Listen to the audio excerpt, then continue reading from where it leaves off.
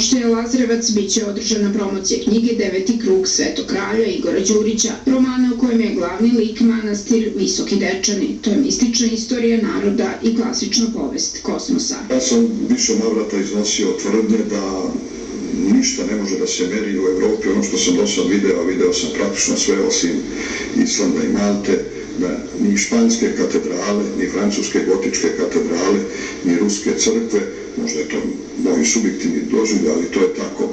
Ako je sačuvano više od 90% srednjovjekovnog fretskog slikarstva u jednoj manastirskoj crkvi, ako je riznica onakvog bogatstva kakvog je bogatstva, onda je to stvarno veliki fenomen i zato sam rekao ko jednom ode u Dečane, kad se vrati iz Dečana, dođe izmenjen, dođe promijenjen i taj stav prema toj našoj nacionalnoj kolekciji u bitnome se menja.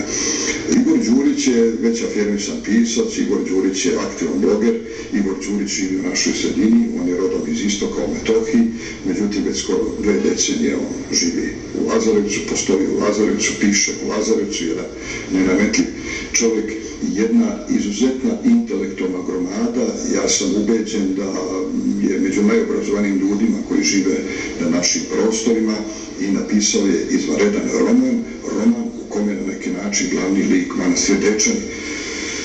Zapravo, jedan događaj stvarni, istorijski isprovocirao Igora Đurića da započne pisanje ovog romana. Taj roman je sazreo godinama u njegovoj glavi, a taj događaj je s kraja Prvog svjetskog rata, kada je jedan lekar proglasio jednu trodnevnu socijalističku socijalnu republiku unutar kruga manastira Dečani. A Igor je onda krenuo od samih početaka srpske nacionalne istorije, od samih početaka manastira, pa ga je odveo i u budućnost. Fikcijom je ubacio i naš kraj, bacio je Šopić, bacio je Lazarevac, u taj roman je na nekih 160 strana. On je uspeo frapantno da veže brojku 9 značajnih istorijskih događaja u istoriji srpskog naroda i zato je nazvao knjigu Deveti krug Svetog kralja. Sveti kralj je Stefan Dečanski, tamo su u manastiru Dečanima njegove mošti, tamo je njegov sarkofag, tamo je jedno hodočašće u Dečanima, on je jedna od najznačajnijih ličnosti srpske nacionalne istorije, a podnaslov je Izopačeno vreme velike devetke. I to je frapantno s kolikom tačnošću je Igor uspeo projektovati sve te datume koji završno devetku imaju u svom obeležju. Od 1389. pre toga 1219. godine, znate, pa svih onih devetki do današnjih dana, do 1999.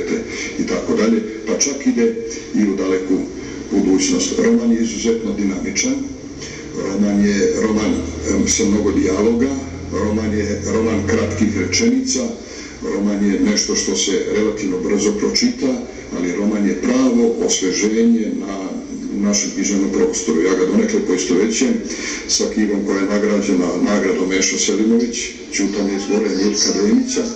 Otprilike ima određenih sličnosti između ta dva romana. Sad, ne očekujem da će ovaj roman dobiti neke značajne nacionalne nagrade, jer u posljednje vreme, posljednjih decenija zapravo, kod dodjeljivanja tih nagrada rade mnogi lobiji, rade mnogi drugi neki sistemi i meni je žao što Igor Đurić još uvijek na neki način nije potpuno afirmisan kao pisac. Ja tvrdim da on spada danas u književni vrh u Srbiji. Neki značajni intelektualci, filozofi, pisci, istoričari i tako dalje rekli su da Igor Đurić ima kristalnu rečenicu, da ima britak stil, da ima izvježdovan stil. Znate, kod nas je običaj da se ljudi bave naukom iz hobija, kod posljednje vreme naročito, kod nas je običaj da se ljudi iz hobija bave književnošću. Igor pisac je profesionalni pisac koji piše svaki dan i on je u toj kondiciji pisanja i to je velika vrednost. Druga stvar, on je svestan pisac.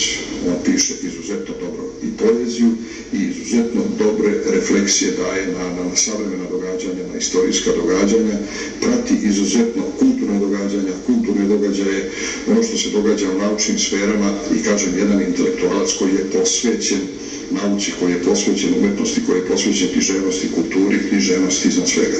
Roman će predstaviti autor Igor Đurić, o romanu će govoriti istoričar Ratko Vukelić, koji ističe da je Đurić u ovom delu izuzetno dobro istražio nacionalnu istoriju uz konsultacije sa najvišim istoriografskim autoritetima u našoj zemlji.